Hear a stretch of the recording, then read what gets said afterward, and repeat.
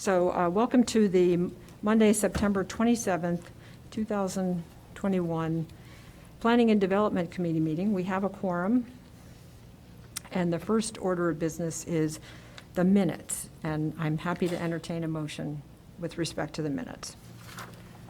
I'll move to approve the minutes of the regular Planning and Development Committee meeting of September 13th, 2021. All right, the motion's been moved and seconded.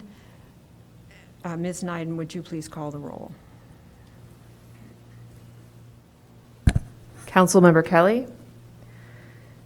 Councilmember Nguyen. Aye. Councilmember Newsma. Aye.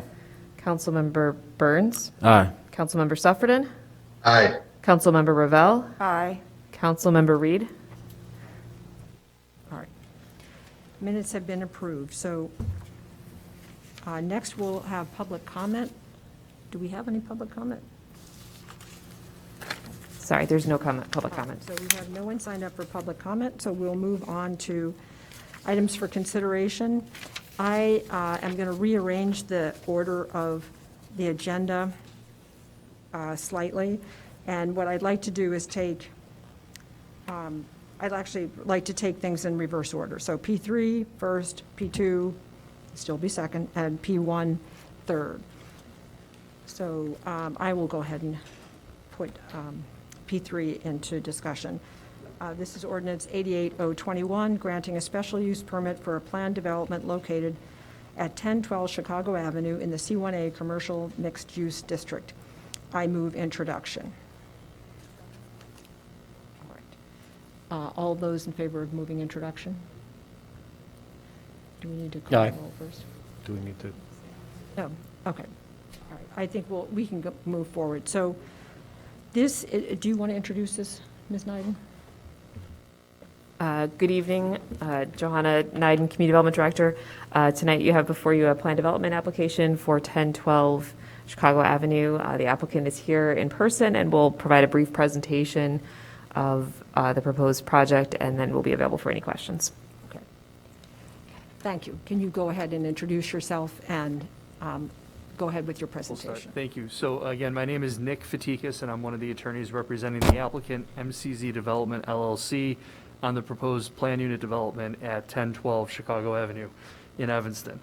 The subject property is currently the Auto Barn car dealership, and it consists of about 27,642 square feet of total lot area. And what we're proposing to do is to take down the existing dealership building and redevelop the property with a new 5-story mixed-use building.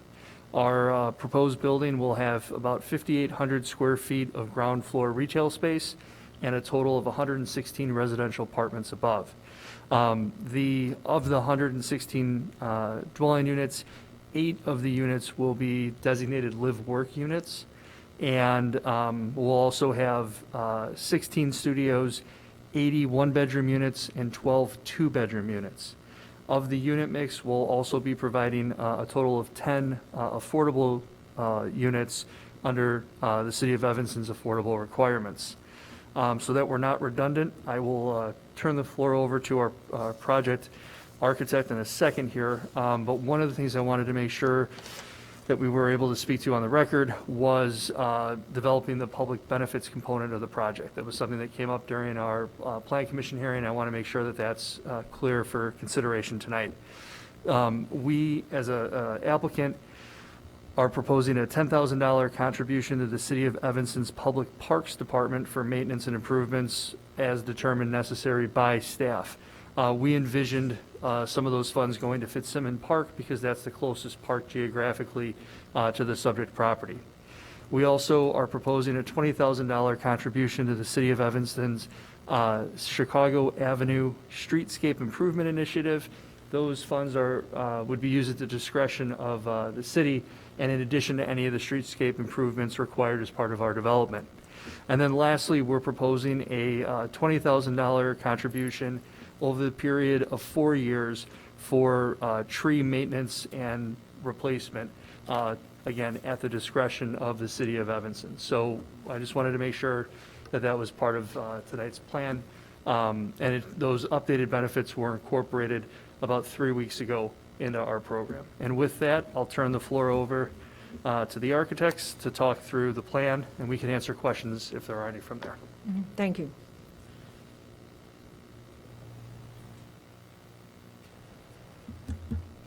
Hello, my name's Caitlin Woodward with Tours the Architecture. We are proposing a 5-story mixed-use building that's situated along Chicago Avenue and the CTA Metro Rail just north of Main Street. The site itself spans from 1012 Chicago Avenue to 1035 Chicago Avenue and fits within the Chicago Avenue corridor plan through its scale that's directly south and north of our site. The building has an overall height of 80 feet 6 inches to the top of the building of the roof canopies and a height of 60 feet 6 inches to the top of the occupiable roof deck itself. The proposed consists of live-work units and retail at the first floor, a parking garage below grade, and 116 dwelling units on floors 2 through 5. The building is set back 7 feet from the front property line per the Chicago Avenue streetscape project that allows for future development along the pedestrian route. A total of 58 parking spaces are located in the basement, which are accessed via a ramp and a 14-foot overhead door located on the north side of the site.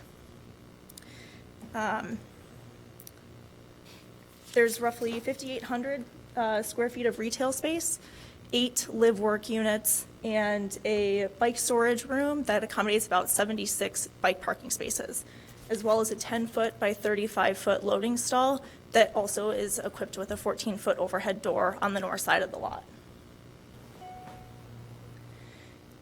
Floors 2 through 5 have a similar unit layout with a total of, as Nick mentioned, 80 one-bedrooms, 12 two-bedrooms, and 16 studios, and then the 8 live-work units on the first floor.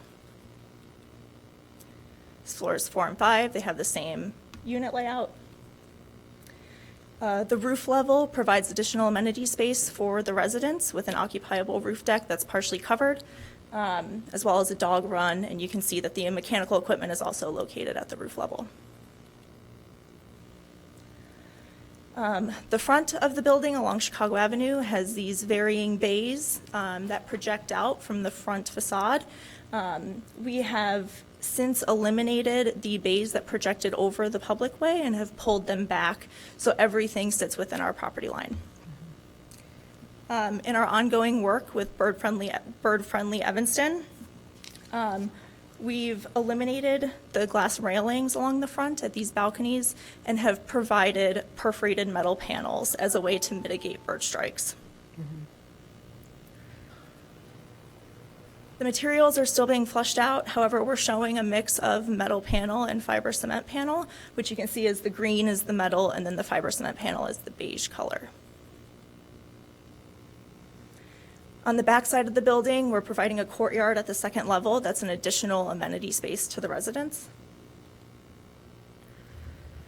Here you can see these bays that project at various, they vary in their projection. Again, we've eliminated the bays that have projected over the lot line previously, so we've pulled those back. You can also see that 7-foot setback along the front on Chicago Avenue, and the garage that's fully below grade. The building itself is roughly 125,000 gross square feet. That includes the parking that's below grade.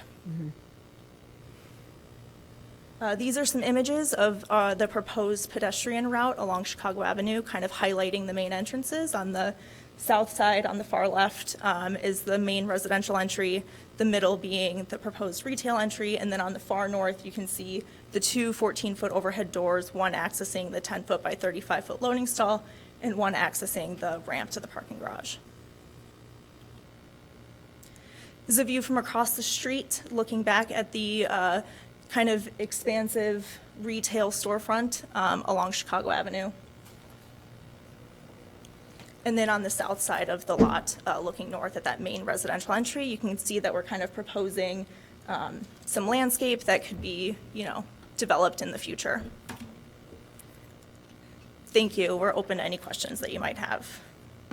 Can you explain a little bit better for the committee, the courtyard and where the live-work units will be?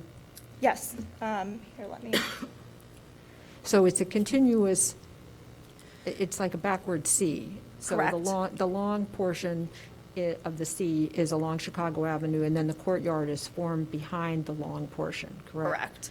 So, Okay. you know, this building section on the right here, you can see that courtyard that's at the second level, that sits on top of the live-work units below. The live-work units are pulled off of the rear lot line, so they have a little kind of interior courtyard that's for their respective unit. And how large, again, are the live-work units? They vary. They're roughly, 800 to, I would say 600 to 800 square feet. And they're one-story? Yes. Okay. And they're along the front, and then there's also two on Chicago Avenue. Oh, okay. And can you tell us a little bit more about the retail space? Yeah, so we show the retail space as one. You can see it's that kind of pink color on the right. So we show it as one open space. However, it could be divided into two, it could be divided into three, just depending on, what tenants want to occupy the space. Well, I'm sure you realize that retail is very stressed right now. Yes. And so I think it's not a bad idea to have retail here, but I think that in order to fill it, what we're seeing is the rents have to meet the market, because what we find in the building in the southeast corner, the main building in the southeast corner of Chicago and Maine, is those rents are too high to effectively fill. So that's really a critical point to avoid having more empty retail spaces. And I think that's something that, we'll look at. What are you looking at in terms of your rents? Yeah.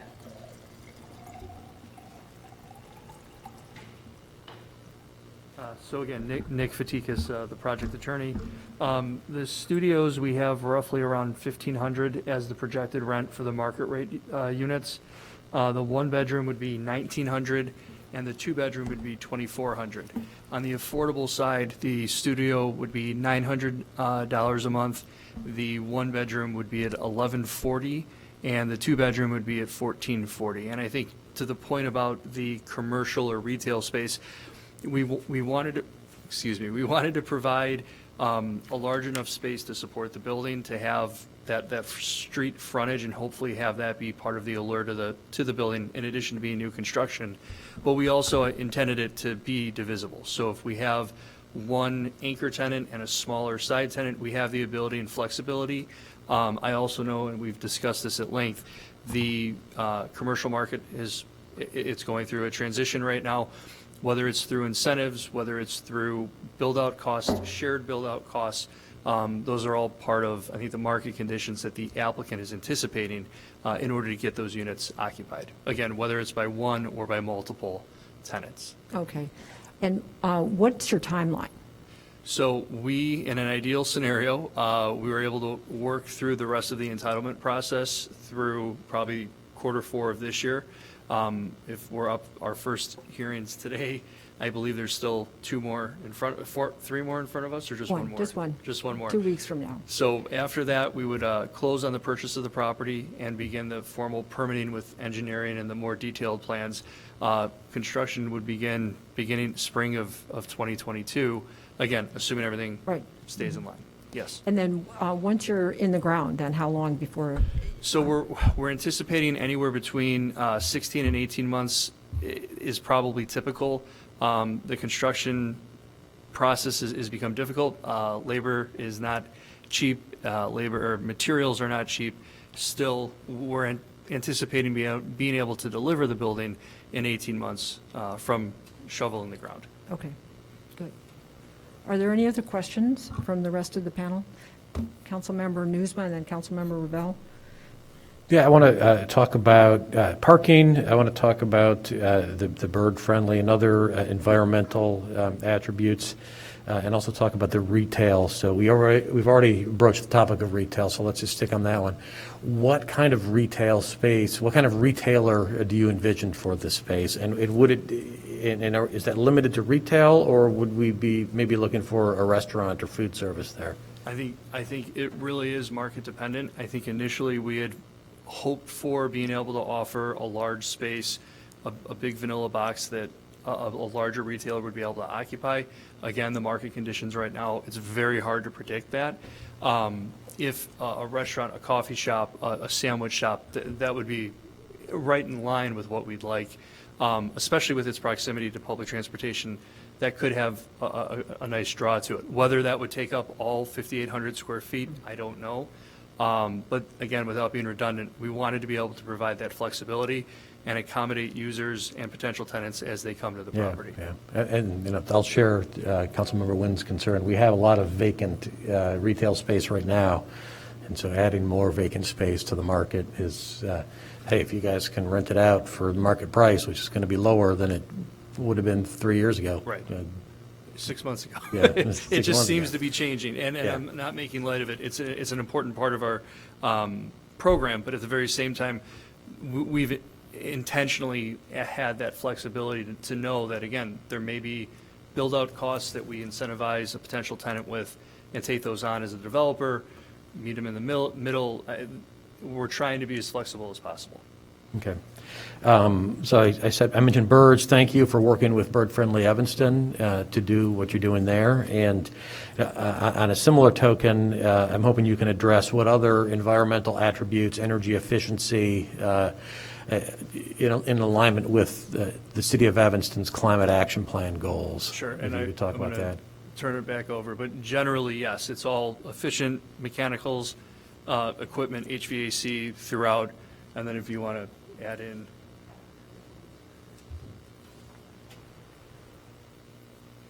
Yeah, so we are working to try and make this a LEED Silver certified building as a way to kind of help with the environmental impact. Yeah. You're not contemplating an emissions-free building or an all-electric building, to put it quite simply, No. at this point. That's not yet required. It will be at some point before too long in the market. So Okay. it would be awesome if you were willing to take that plunge. I'll just put that out there. Let me ask about parking, and I'll start by saying, I'm with you on not needing the number of parking spaces that would be required, but I would like to see that justification. I agree with the conclusion, but other community members are going to object, and I want to be able to offer them, justification for approving a lower number of parking spaces than would seem to be required. Yeah, so, okay. Sorry for the shuffle. So our program, without the additional relief, we're 17 parking spaces short of our requirement.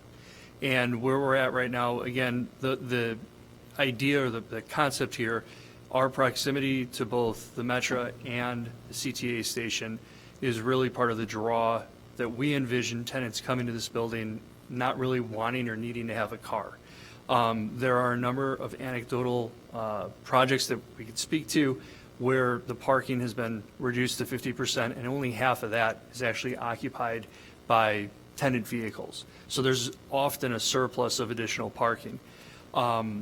We envision, based on the unit make or breakdown, that the 12 two-bedroom units would probably have a priority to make sure that they have parking. You would envision at least one car coming with each of those units.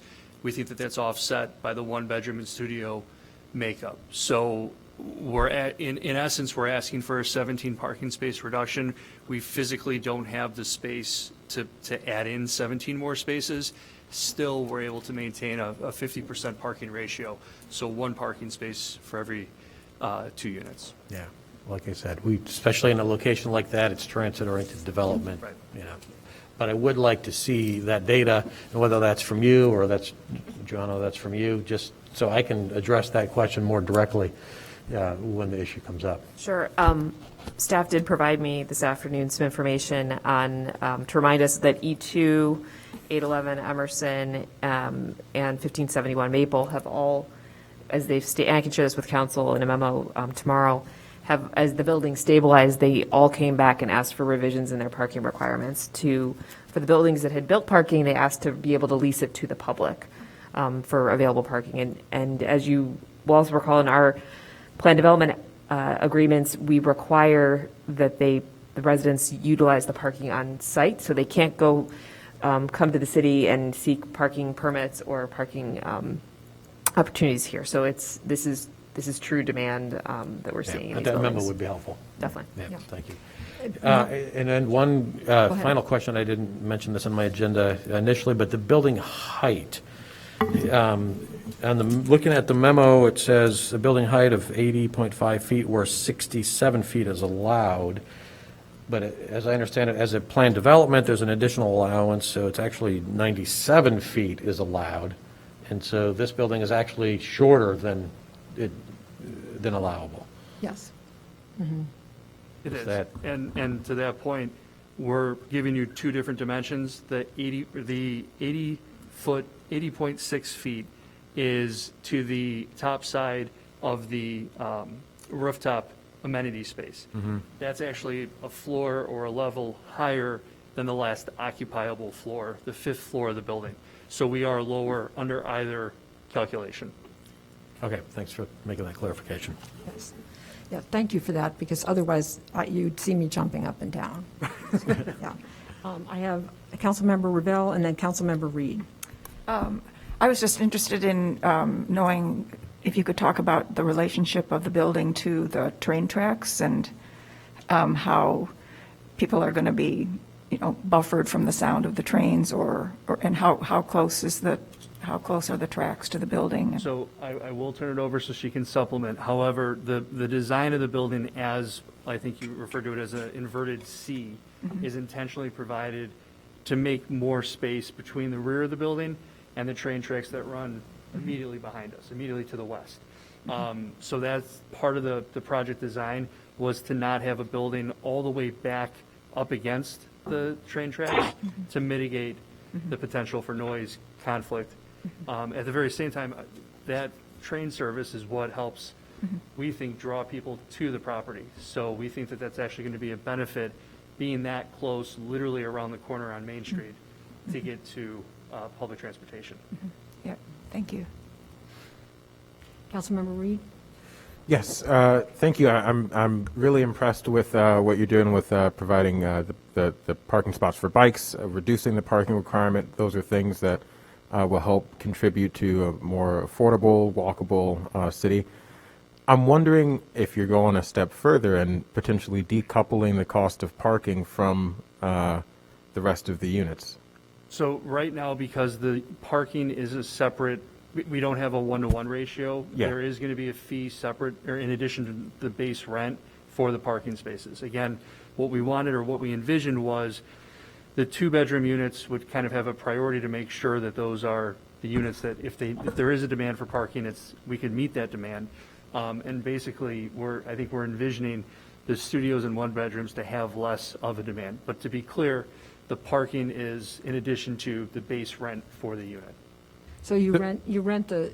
No, I understand. parking So, but are you decoupling the full cost of, so someone who has a studio and they don't have a car, they're one of the folks who are using a bike spot, part of your calculations, I don't know, is it built in that essentially that person's paying at least a portion of the cost of the garage?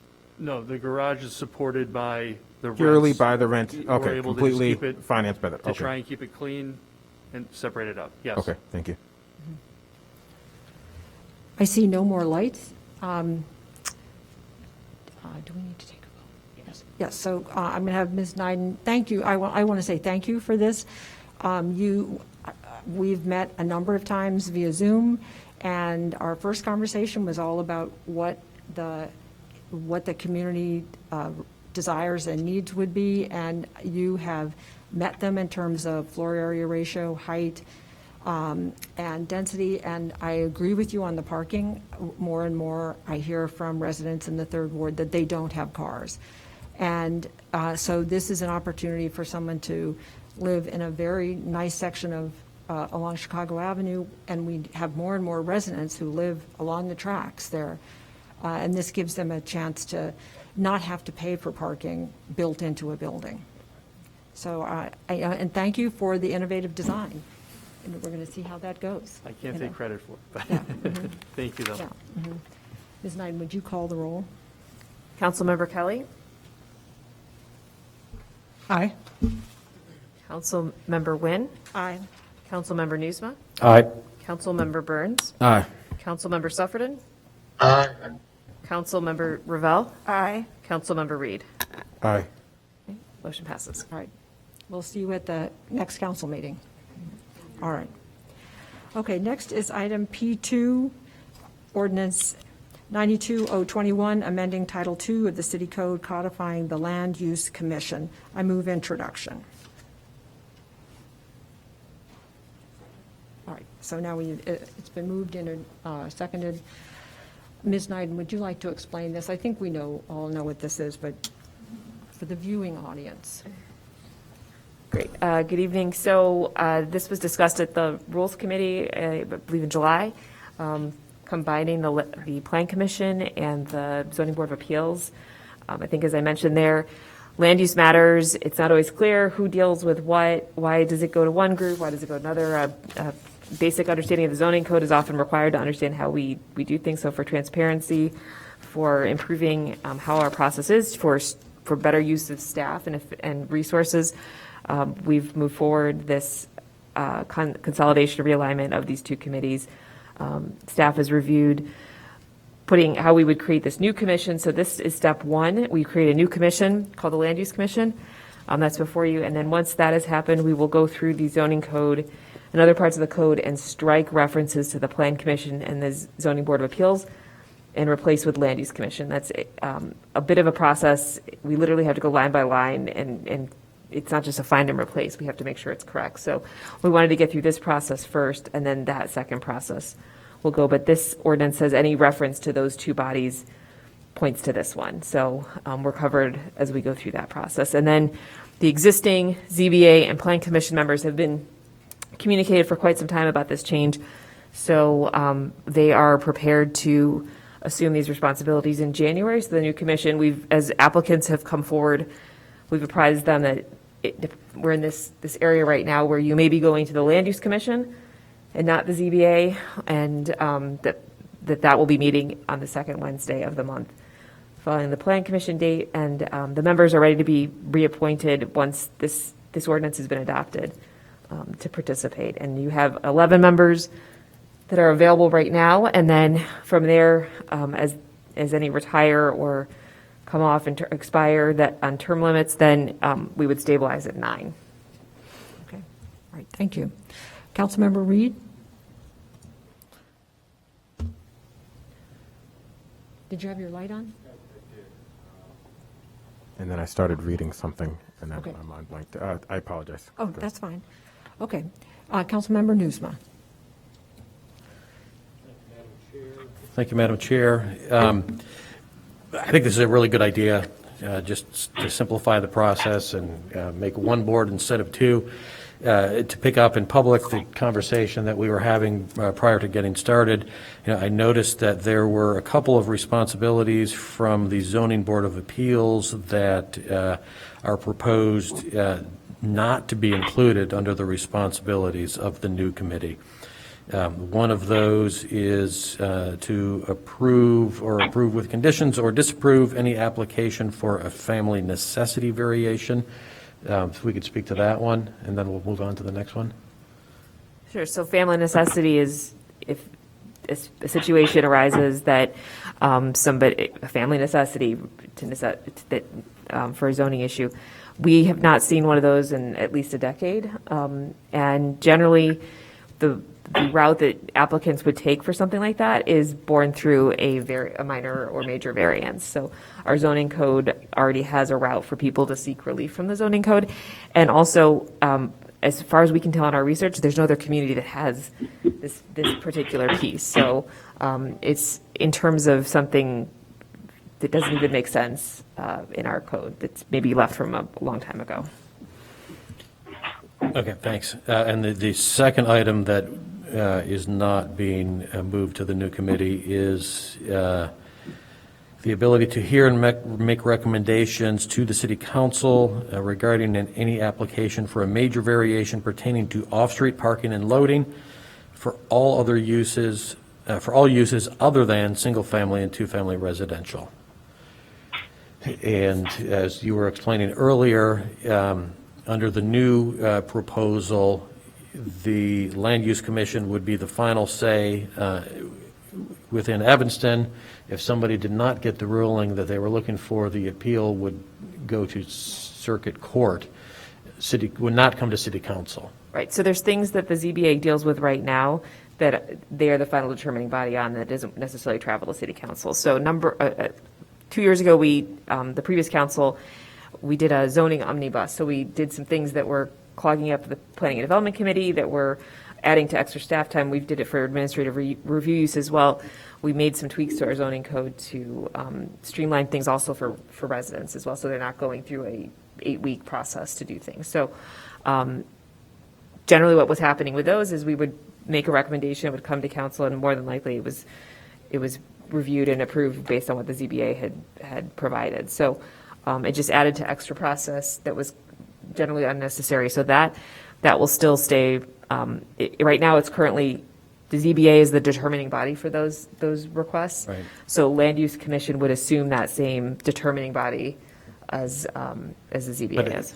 It's not so much the concern of rubber stamping something that was approved, but if the ZBA had not approved something, or I guess I understand, technically, it's not that they disapprove it, but they would recommend to council that it not be approved.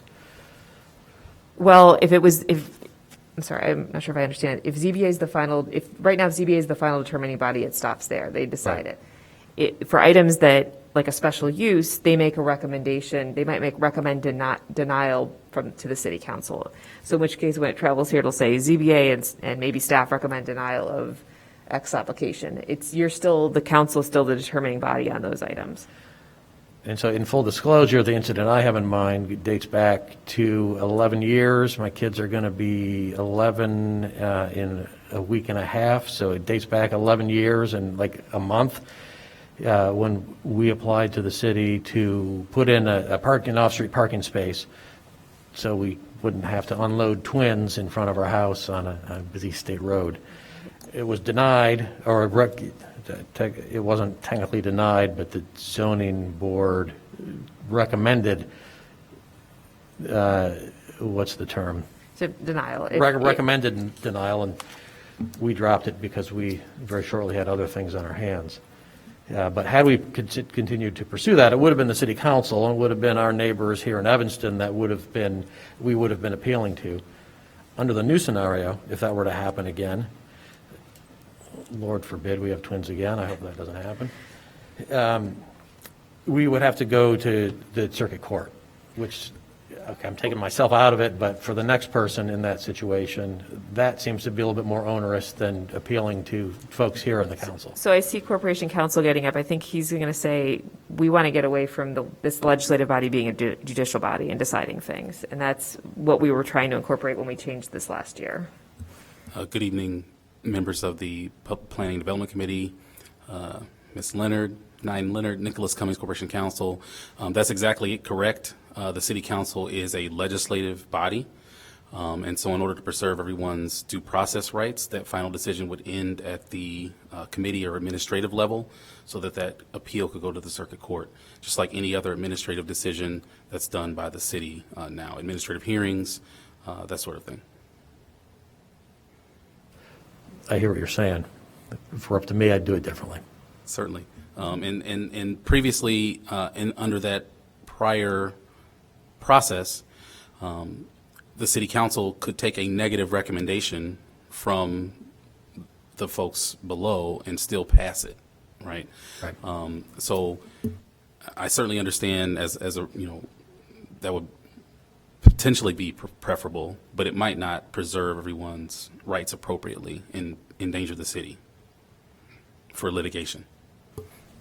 Great, thank you. I'm done. And I'll just say, as having been a member of a council that has had to sit as a judicial body on those, it's very uncomfortable, yeah. And I would much prefer to be a legislator rather than a judge. But with all understanding of your situation. Okay, so Ms. Nyden, would you call the roll for this, for introduction for this? Councilmember Kelly? No. Councilmember Nguyen? Aye. Councilmember Nuzma? Aye. Councilmember Burns? Aye. Councilmember Suffredin? Aye. Councilmember Bravel? Aye. Councilmember Reed? No.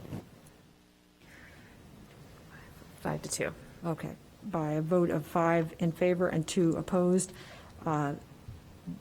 this will be introduced at the council this evening. Now we're going to P1, leaf blower policy update. The staff recommends the city council accept and place on file the leaf blower policy update. This is, I will say, this is, I will move this for action. Second. Okay. You all have a memo in your packet about what the leaf blower committee has been up to, but I'm going to let Councilmember Ravel provide more detail. We'll have a lot more detail in October. We're, I think, making really good progress, and we'll have good proposals vis-à-vis both enforcement and the regulations specifically addressing use of leaf blowers, and a timeline for phasing out gas-powered leaf blowers. So we just need time for a couple more meetings in order to bring it to council in October. Councilmember Nuzma, did you want to say something? Okay, all right. Ms. Nyden, would you call the roll? Councilmember Kelly? Aye. Councilmember Nguyen? Aye. Councilmember Nuzma? Aye. Councilmember Burns? Aye. Councilmember Suffredin? Aye. Councilmember Ravel? Aye. Councilmember Reed? Aye. Okay, motion passes. All right, thank you all. That concludes our agenda. Seeing no more items, I deem us adjourned for the good of the order. Thank you all. Thank you, staff.